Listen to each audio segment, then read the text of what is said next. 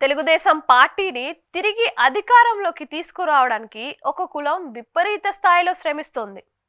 ఆ శ్రమ వెనుక ఉన్న రీజన్లు బహిరంగ రహస్యాలే. దేంట్లో అయినా తామే ఉండాలి, తమ వాళ్ళే ఉండాలి, ఏపీ తమ రాజ్యంగా ఉండాలనే ఆసక్తి తప్ప ఇంకా ఉద్దేశం ఏమీ లేదు. అది అమరావతి అయినా విశాఖ అయినా ఎక్కడైనా కమ్మ రాజ్య విస్తరణే పరమావధిగా సాగుతోంది ఈ రాజకీయం. జగన్ 3 రాజధానుల ఫార్ములాను ప్రతిపాదిస్తే అది తమ కమ్మ రాజ్యంపై దాడే అని వర్గం వాపోయింది. అయితే అసెంబ్లీ సాక్షిగా ఒక కమ్మ ఎమ్మెల్యేనే అయిన కొడాలి నాని విశాఖలో విస్తరించి కమ్మ రాజ్య అవశేషాల గురించి ప్రస్తావించారు. ఆల్రెడీ విశాఖను మింగేసింది తమ వాళ్లే అని కొడాలి నాని వివరించి చెప్పారు. శాసనసభ సాక్షిగానే కొడాలి ఆ వివరాలను వెల్లడించారు. మరి ఇప్పుడు విశాఖ ఎంపీగా చంద్రబాబు నాయుడు కుటుంబీకుడే పోటీ చేస్తున్నాడు. నారా లోకేష్ తోడల్లుడు బాలకృష్ణ అల్లుడు విశాఖ నుంచి ఎంపీ అభ్యర్థిగా పోటీలో ఉన్నారు. విశాఖలో విస్తరించి ఉన్న కమ్మ రాజ్య రక్షకుడుగా శ్రీభరత్ను చూస్తుంది ఆ వర్గం. కొడాలి నాని వెల్లడించిన వివరాల్లోకి వెళితేనే విశాఖలో విస్తరించిన కమ్మ రాజ్యం విస్మయాన్ని కలిగిస్తుంది. విశాఖలో ఉన్న 5 స్టార్ హోటళ్లలో ఏకంగా 80% కమ్మ సామాజిక వర్గం చేతిలో ఉన్నాయి.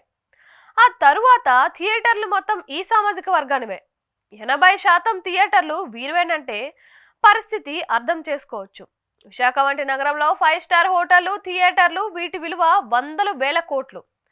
థియేటర్ మార్కెట్ విషయానికి వస్తే మొత్తం ఆ సామాజిక వర్గమే ఆక్రమించింది. థియేటర్ బిజినెస్ లోకి మరొకరిని ఇక్కడకు రానియరు అనేది ప్రముఖంగా వినిపించే మాట. ఎవరైనా ఆ ప్రయత్నాలు చేసినా వారిని తొక్కడంలో వీరి శక్తికి తిరుగులేదు. స్టార్ హోటళ్లు, మల్టీప్లెక్స్లే కాదు, ఆ తరువాతి గ్లామరస్ బిజినెస్ కార్ల షోరూంలు, నగరంలో ఉన్న ప్రముఖ కార్ల షోరూంల ఓనర్లు కమ్మ సామాజిక వర్గీయులే. వీటి ఓనర్లలో తెలుగుదేశం నేతలే ఉన్నారు. తెలుగుదేశం పార్టీకి కావాల్సిన సినిమా నటుడు, రియల్ ఎస్టేట్ వ్యాపారి అయిన మురళీమోహన్ కూడా విశాఖలో తిరుగులేని శక్తే. ఎక్కడో మదనపల్లెలో సినిమా స్టూడియో కంటూ యాత్రా సినిమా మేకర్కు 2 ఎకరాల భూమిని ప్రభుత్వ ధరకు కేటాయిస్తే పచ్చమాఫియా మామూలుగా ఏడవలేదు.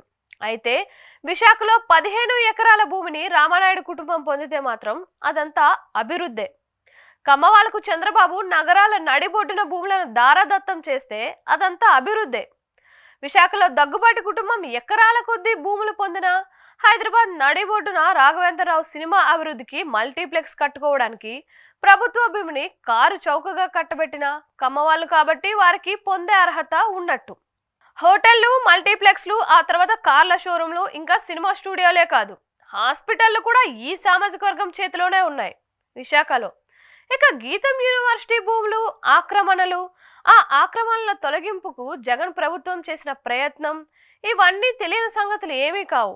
గీతం భూముల ఆక్రమణ వ్యవహారం గత 5 ఏళ్లలో వివిధ సందర్భాల్లో హాట్ టాపిక్ గా నిలిచిన నేపథ్యంలో ఇప్పుడు శ్రీభరత్ స్వయంగా ఎంపీగా బరిలో ఉండటం విశేషంగా మారింది. వందల కోట్ల రూపాయలు విలువ చేసే భూములను కాపాడుకోవడానికి భరత్ ఎంపీ హోదా లభిస్తే ప్రయత్నాలు ముమ్మరం చేయవచ్చు. పెద్ద పెద్ద వ్యాపారాలే కాదు, ఓ మోస్తరు వ్యాపారాలు కూడా కమ్మ వాళ్ళవే. విశాఖలో నగరంలో వరుస పెట్టి ఉన్న పెట్రోల్ బంకుల యాజమానులు కూడా వారే. విశాఖలో కమ్మ వాళ్ళంటే వారికి ఉన్నన్ని వ్యాపార మార్గాలు, సంపాదించుకునే మార్గాలకు లెక్కే లేదు.